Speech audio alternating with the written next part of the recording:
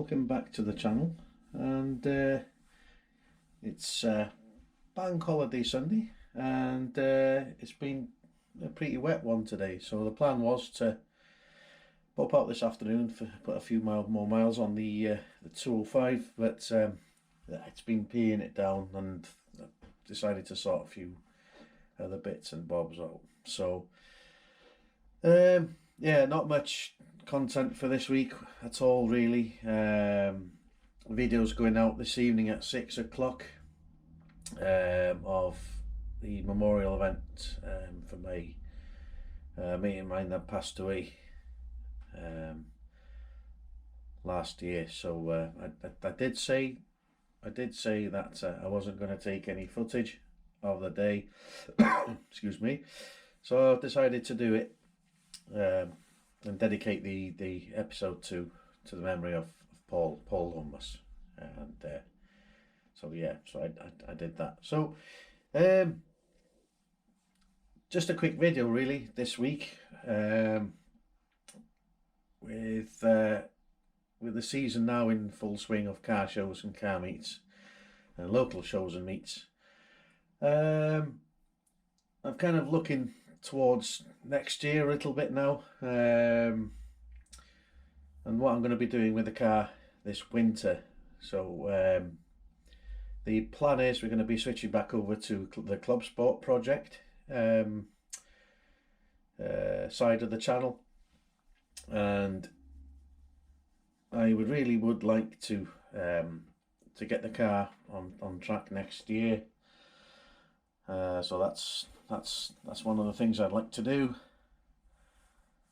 Problem is, at the minute, with the seating arrangement on the car, I mean, the seats are lovely, they're comfortable.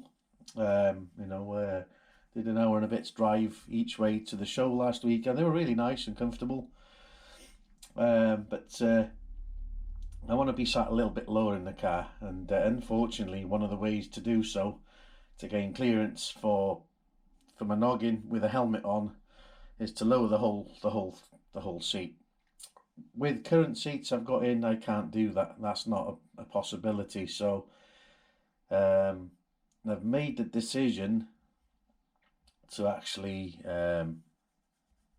go solid mount seats. Two reasons really. The primary one is I'm sat lower in the car, and with the with a racing seat, I'll have a lot more support should something go wrong. In terms of a roll cage, I'm not going to put a full roll cage in it. However, I am considering putting half a cage in there, although that's not set in stone at the minute. So we'll wait and see what happens with that one. So yeah, I've been thinking about which seats I would like to fit in there. I've got a good relationship with Motorsport Tools, so I've kind of been browsing along their website, looking at the seats, and I think there's 2 or 3 options that I would like to take a look at. So I'll set the camera up so you can have a look. I'll see you in a minute. Right, welcome back. So I've been thinking, obviously, seat wise. So 3 options pretty much, and this is the first of them. Is I'm thinking of basically something along the lines of this one, which has got the side impact on there. It's taking a bit of a while to load. There we go. Right, so the GP one. Yeah, let me just adjust the camera slightly. There we go. It's got the obviously the side impact protection on there, the high side seats, and looks like it'd be a pretty comfortable seat to travel around in as well. So this is definitely a consideration. However, practicality wise, I'm not really really sure how this would work when driving around around the local area, entering the motorway and things like that. So I'm not quite sure how this would work, so I'd have to have a bit of a think about that one. So that was the first seat for consideration, and I need to make sure actually as well that it's wide enough for my wide posterior. So the next seat I was thinking about was this one, which was the GT3. I'll just wait for it to load up. However, with this one, there's none of the issues of this, of visual impairment in terms of the side impact or the head whiplash protection on the ears. It looks a nice seat. It looks pretty deep. It's fairly high-sided. Again, like I would like to have in the seat. Really nice seat. And I had a Motormech seat on my previous track car, which was the Evo 2. It was high-sided and a really nice seat.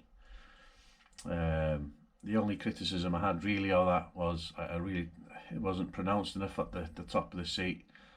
And that was it. It's just an aesthetic observation by me, but it was a really comfortable seat. Let me just let this dog out. There we go, he's gone out for a pee. So yeah, I like this seat, and it will probably work. However, at the minute, as with the previous seat, they're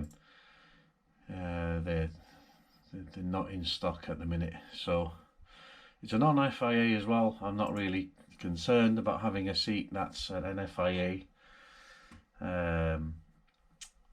qualified seat. So that's the second one.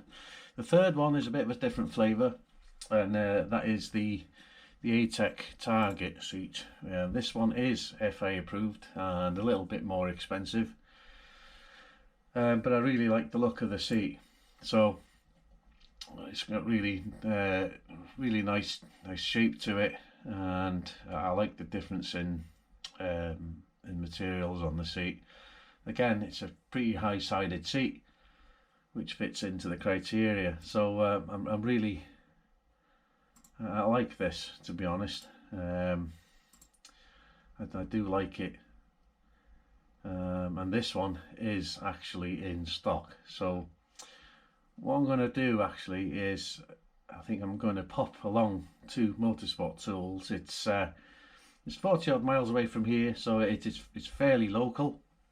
So what I'm going to do, I think, is I'll go over there to see the Carwin, the managing director, and the lads, and see whether I can have a bit of a sit down in these seats and compare them. So what I aim to do at that point is to actually take you guys along with you. I'm going to do some recording, and we'll have a bit of a comparison for that. However, I won't be doing the work until end of October, beginning of November. I'm not going to change the car as things stand, because I really am going to enjoy this season, the show season, and at the end of the year I'll get the car in the garage, and we'll start working out what we're going to do with it. One of the things I'll be doing in order to mount it is basically I'll have to put seat bars in there. Where are we now then? Seats. Let's see if we can get something here. Is this manufacturing fluids?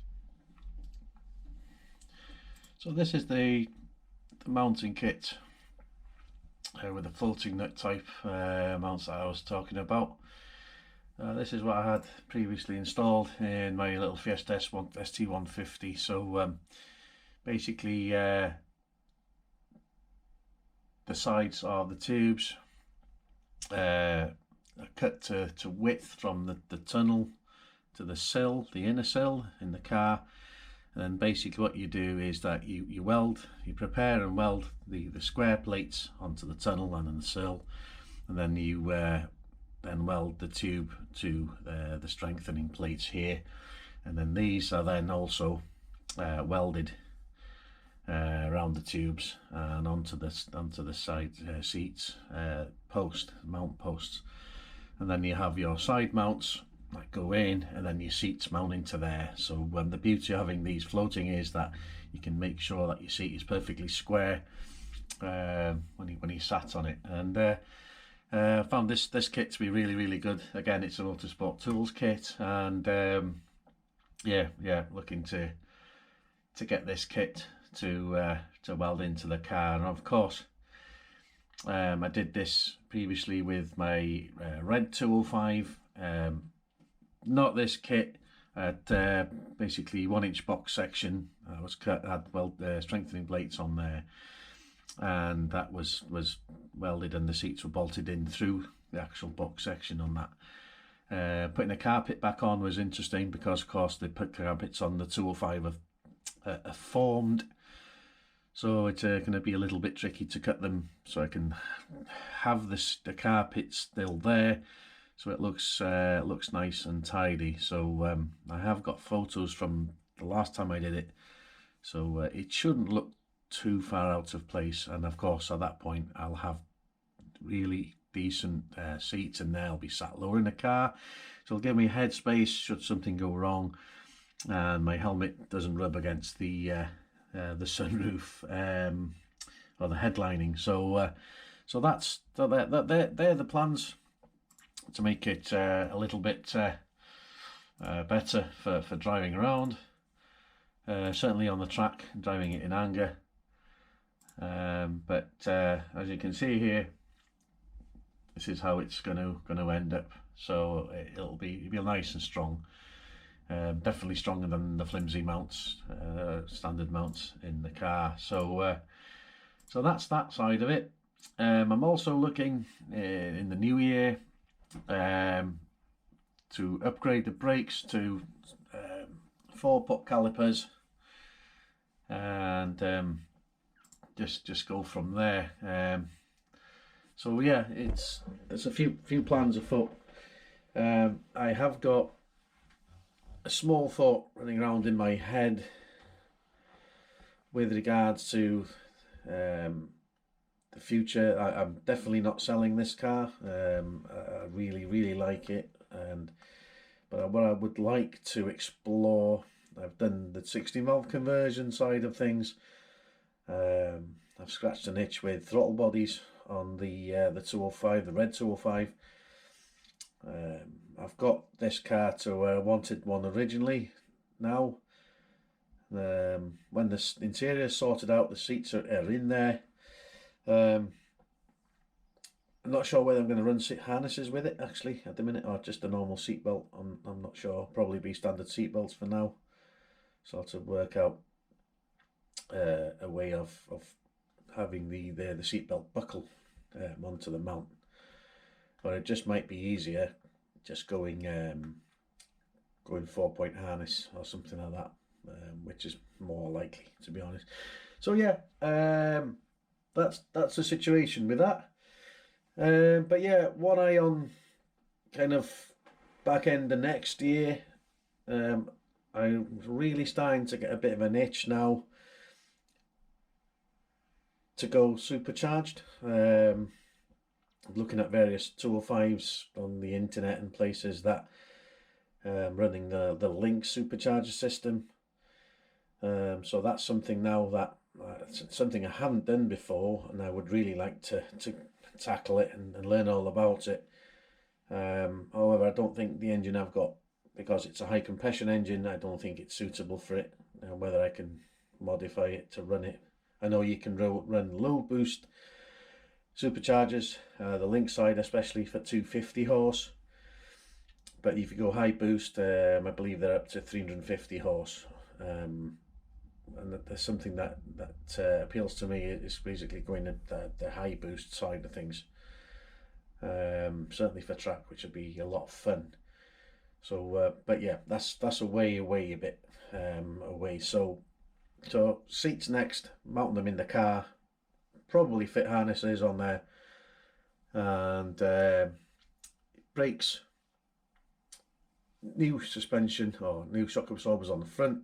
I'll probably upgrade to the challenge spec ones I think, or coilovers, not sure yet. But yeah, plenty more to come this autumn, especially with the Clubsport edition side of the project. So yeah, car shows planned for the next few months. Visit those and just kind of enjoy the car at the minute is the name of the game. So thanks for watching this week. Thanks to everyone that's subscribed and is following the channel. If you haven't yet, please consider subscribing, and I will catch you soon. Stay safe, everyone. See you next week.